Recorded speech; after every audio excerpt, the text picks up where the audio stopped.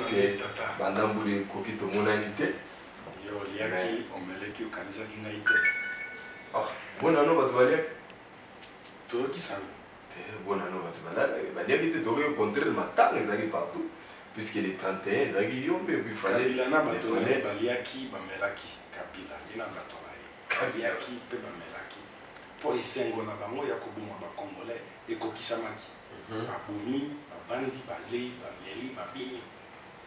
En tout cas, les autres qui n'ont pas eu point d'actualité, c'est belé. Tout le monde a robété à l'histoire à sénateur Jean-Pierre Bembaté. Il faut écrire ce que tu as on a déjà les réseaux sociaux, fait d'annonce que d'ici mai, tout le monde a un banda. Mais avant tout, les Camerounais peuvent s'abattre sur place, les Camerounais, ils continuent à la province, la est. Mais MLC n'a pas eu une réaction. Il y a ma cité, on a un qui tombe dans le pan, on a évité. Est-ce que yo zo kali solo ba ngombe ndenge batu nyoso bazo beta ozo ke onka na musika na niveau na bino be kusali na MLC MLC azali na etamboli oyo nzamba pesa kama ele wana tala to bandaki makambo babengaki ya Kayemba na ngonga wana kabila na bato na ye balobi Kayemba eza ya baza kosala yango tango allié ya PPRD oyo Kayemba ezali na province na bango tango wana Patriarche Gizenga premier ministre territoire na ye oyo ebimisi ba député na kati balobi ekomi ya Angola ya lobate po azali membre ya gouvernement membre allié ya PPRD ya Kabila. Deuxième épisode ya ngoyo bato bauti na bangombe à des milliers de kilomètres pour atterrir na Bandundu et pas Obem Minaku azali originaire Obem Minaku allié donc PPRD kabiliste mboka na ye ngombe euti epa euti toyebi te baye ba investir mboka basopani mbala moko bato ya Palu bakosola te bavandi moi quelques personnalités originaires ya Bandundu bakei na télévision kolobala mwa lokuta pasi na biso monene na MLC yango ba parti politique allié na Kabila allié na major na PPRD bazali complice na oyo nyonso ya mabezo le na Congo na pesi yo exemple liboso ya Kayemba territoire ya Kayemba le Palou était au pouvoir parti à territoire oyo ya bastion na bango ils n'ont pas réagi énergiquement. MLC avait réagi. La partie politique qui va réagir. Mais l'allié privilégié à PPRD au gouvernement primature de surcroît. Bakanga Minoko.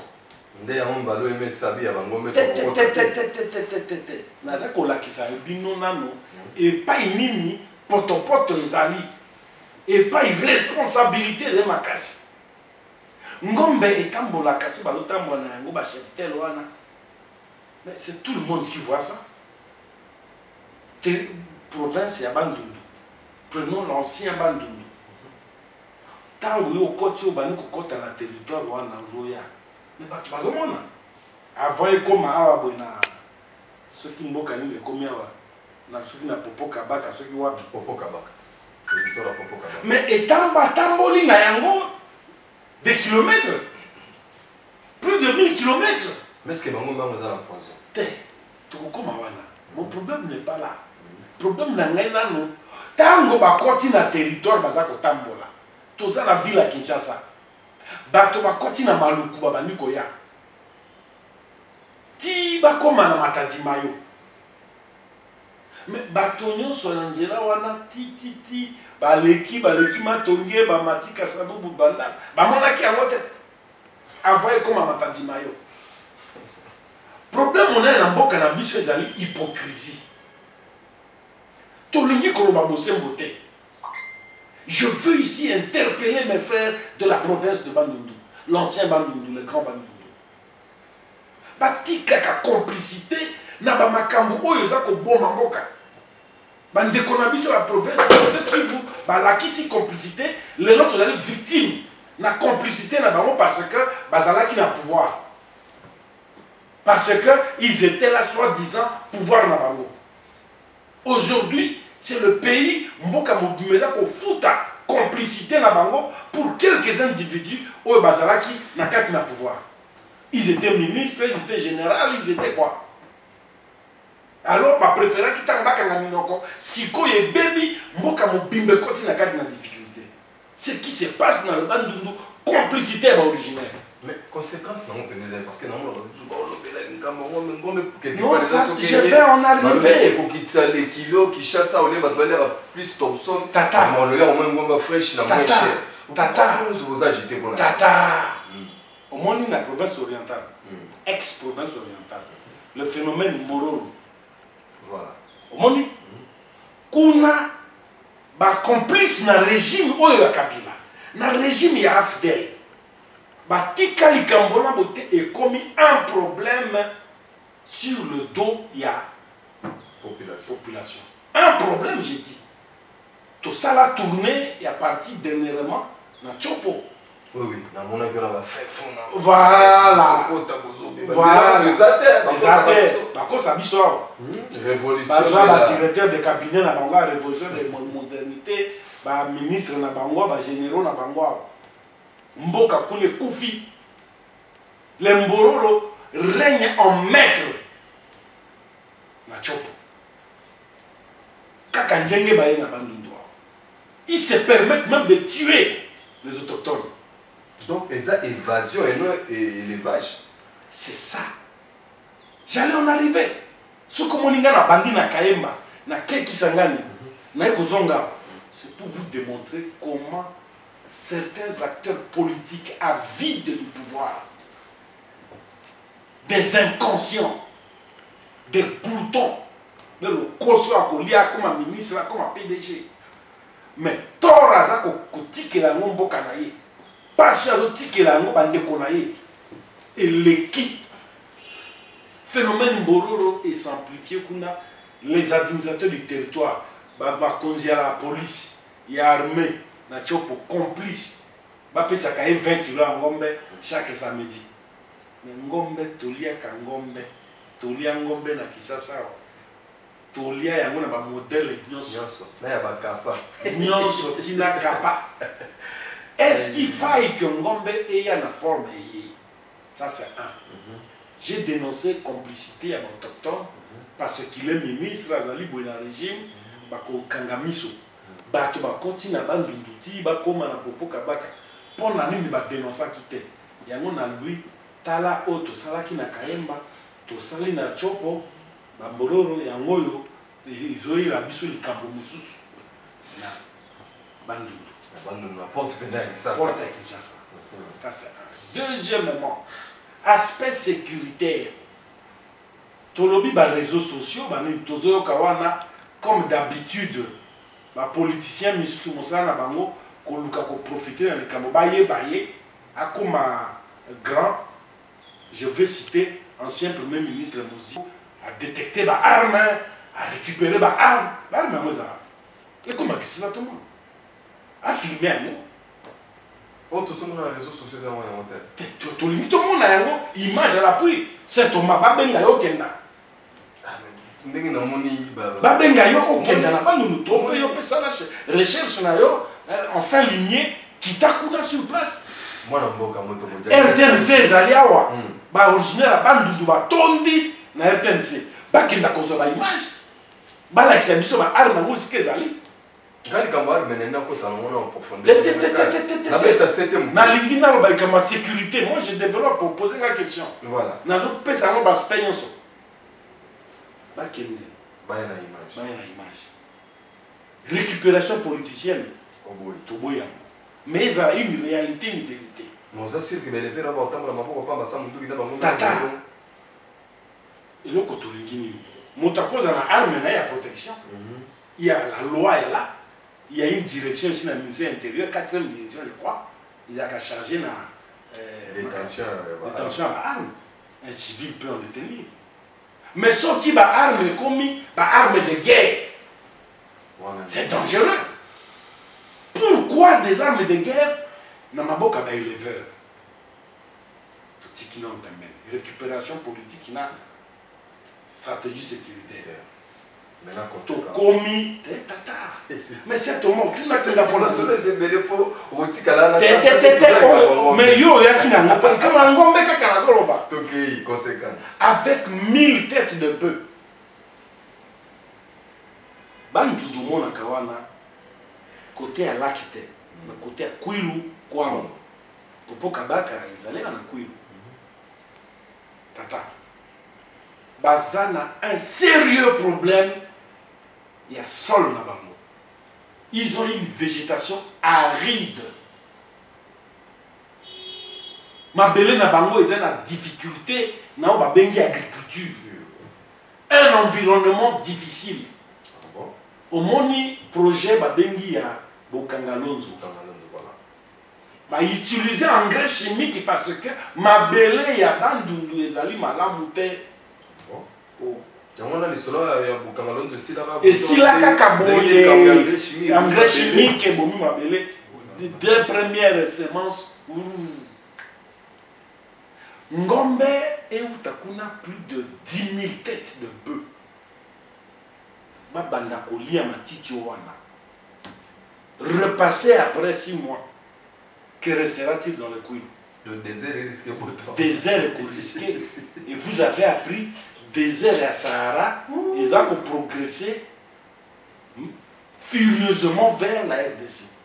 La Centrafrique, ils ont déjà touché la nord. Avec tous les effets écosystèmes. Changement climatique. Vous comprenez? RDC et Zali, le bastion, sinon le creuset, il y a Otobengaka, bassin du fleuve Congo.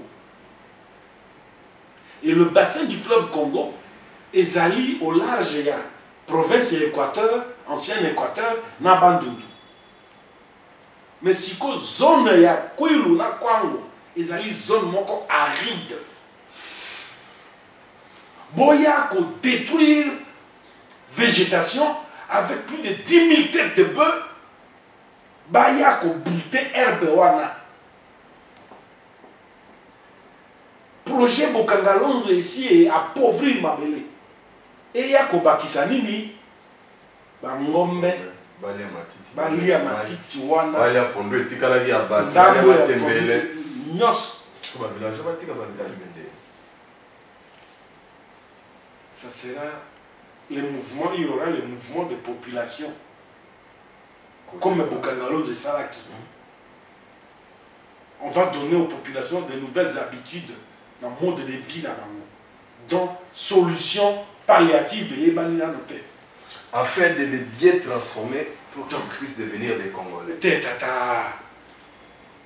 Nazaïr, tu as kolia malam. Nazaïr, tu as malamu. Nazaïr, ngombe utaki à 10 000 km pour atterrir dans la tête. Le grand chef-tel, le Zalaki à Kundelungu na Katanga. Et Zalaki Kuna et ça donnait vie. Le projet agro-pastoral et à Paka, Lombo, nous alimenter. Bangombe à Inilevert, où est Zalaki à Wabona, Nabanduno, Ananini, Bamokanaki Manga. Ça nous a servi ici. On recevait le vote de Goma ici. Mais ce n'était pas dans cette stratégie négative. Mais là, je vais chiter. Voilà, il faut chiter. On a qu'à reprendre, parce que question des alliés importantes.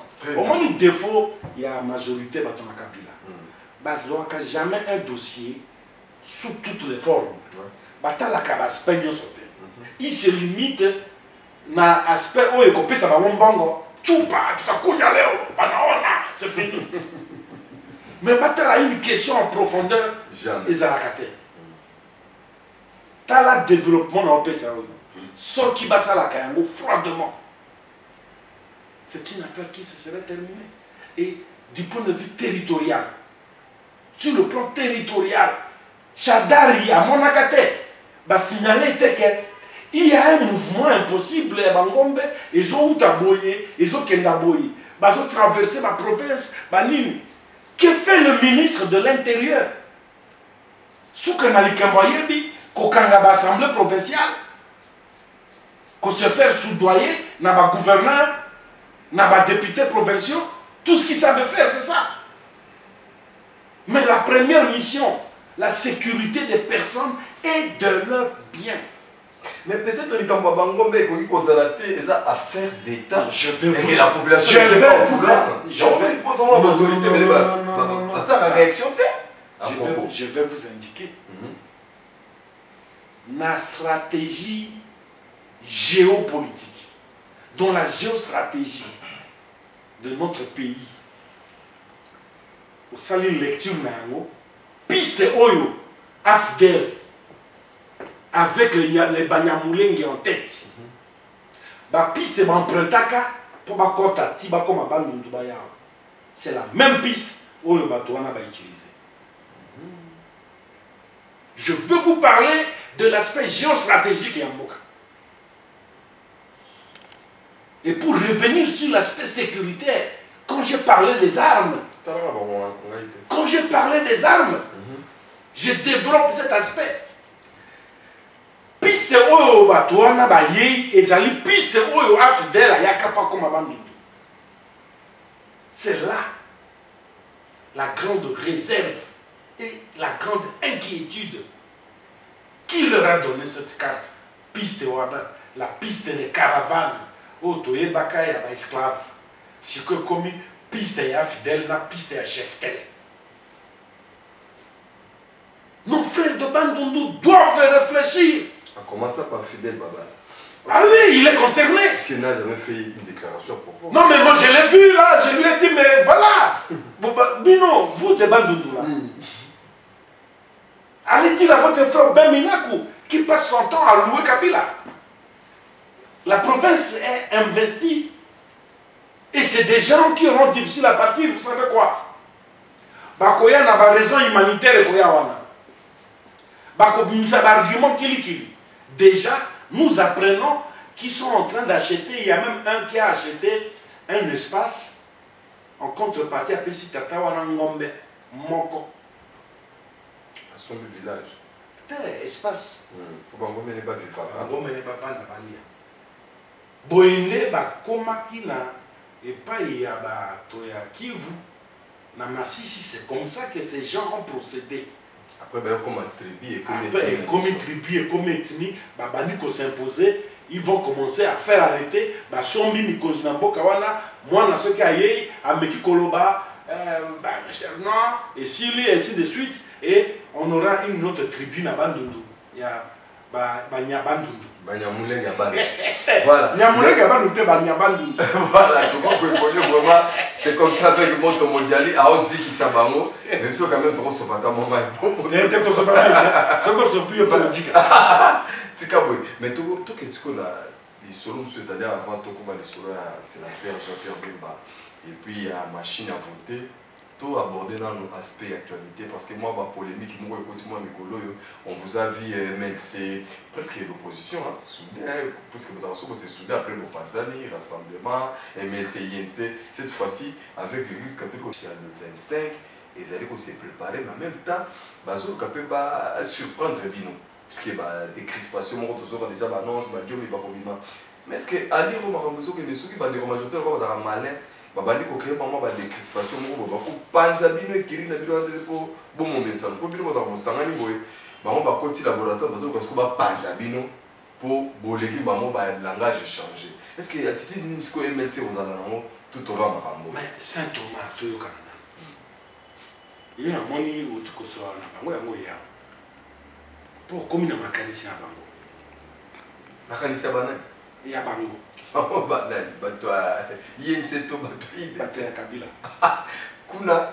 comment il y a un mécanisme pour les choses sont bazalaka toujours na auto la confusion. kasi mpo namona oyo elekati mpo motuna wana eza na confusion monene eza confusion marche ya le 25 bamarche omoni église catholique mpe te ezali ya comité laïque catholique basivile lokola yo lokola ngai bacatholique biso nde tozotelema wana ezali basango te non sango aye mpe mese kasi mokolo oyo mutu comité laïque aye asangi mese me bakimaka ayebisi sango biso tokosala marche mpona boye na bosanga bi vous avez raison ndenge moko ntango bayaka kolelepa na biso to désamorcer bombe ya le 19 décembre tomema bango tondimaka bino mpe population bosengi tozondimela bino mpo ezali bosembo ale tozali au milieu du village soki toyoki yo mawa totelke demande ino ezali fondé toti lokolo ya bino ezali mpe fondé tondimeli bino ale wala aussi sango azali moto azalaka na biso na makambo maso ezali ya comité laïque catholique biso tomoni bango balobi likambo kitoko babimi na mobeko ya mboka te batosi constitution pour biso tozali na front pour le respect ya constitution baprotestant bandimeli bango bolandaki ekofran akende exil mpo bato baboma ye bamusulman bandimeli bango bakibangiste tozotala likambo yango bazosala kiliki wana bango bakona na professeur tata mfumu nzazi bazala na wana mais population entière trois quarts ya population baadere na yango koya kozongisa yango na niveau ya parti politique te ozoyoka mpo bango bazalaka toujours kolinga so bamoni mpasi ya bakamati badeplace pole ya discussion balongoli cible bake na cible mosusu tala le 21 passé marche wana ngai nazali MLC membre ya front soki likambo ezali tobombaka te tosalaka ya biso marche au devant tant tosalaka ya le 21 je crois tozalaki au devant parce que biso bato tosengaka marche wana c'est nous qui avions informé, écrit et mobilisé l'opinion pour ça. Tout ça là qui est au devant de la scène. Oyoboui, biso bato initié, mais nous avons adhéré, tu accompagné, tu participé, pour ton dîner, ça nous concerne nous tous. Dans la foi chrétienne.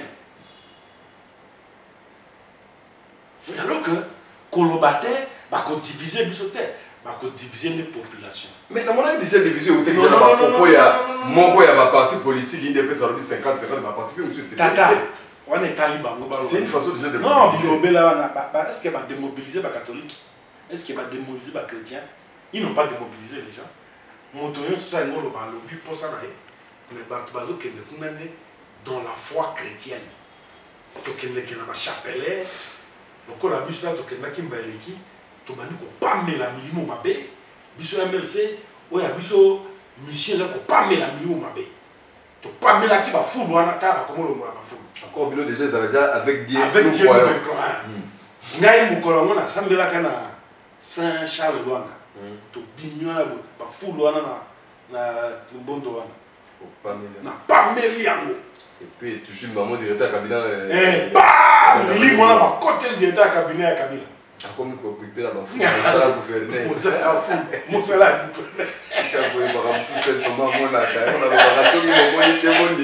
Maman Bazali na Segonza na Kingapwa. Ah, pameli ba fulu wana. Bangozo ba komi koya. Kolongola ba fulu. Oyo nani ndeko na biso Didier Kabila. Ya Front pour le respect. Ya constitution na honorable Ani Mombunza. Honorable la marche. Yoana. Bazalaki na Saint-Augustin à Lemba. Pameli ba fulu wana bo tete milimo yo se kena cheche ba. Alors, Badjiki, président fédéral a biso ya Kizaza Gereno. Yazaki na Fatima. Abandi ko pamela milimo wana te na lingwala wana ba fulu wana so na ka lufungo. Biso be ko pamela milimo mabe. Mais toi, parce que on appelle foufou, on dit ma maman, bien qu'il y ait voter que jamais. Non. oyebi ba maladi boni esi bato na bafulu wana Kisasa poto moindo hein choléra ekomi na ville ya Kisasa déclaré bafungoli ba centre ya dépistage. Jamais. C'est grave. En ce 21e siècle finissant. Oui, c'est l'époque même, il y a révolution moderne. Révolution moderne. Selon la majorité. Mais c'est tellement grave. Normalement, c'est là qui OMS aya bakanga Kabila, bakanga Bruno Tshibala, bakanga Kimbuta pour avoir infesté la population quinoise, plus de 10 millions d'habitants. C'est criminel. Laisser la population na carte na poubelle. Vous avez une voiture, ça vous rentre dedans. C'est des personnes qui OMS il fallait porter plainte contre ces pays, crime contre l'humanité, ce qui s'est fait à Kinshasa pendant 2-3 ans. Pour maintenir le bâton à Itawana, c'est criminel. Ça ne peut être autrement identifié, désigné. On a réformé la question autrement parce que maintenant, et à nous convaincre, on a été toujours dans le cadre de la partie politique. Ce qu'on a CLC, mais c'est ceux qui marchent, ceux qui ont fait par exemple, 3 leaders de la partie politique, il y a Maman Eve, Félix Tshisekedi, Vital Kamerhe, qui ont s'incliné devant la Corona. Mais c'est logique. C'est ce que j'ai dit. Mais logique, vous avez la logique spirituelle. La logique spirituelle. Mais bon, ça, là, il y a une image à la population. Après,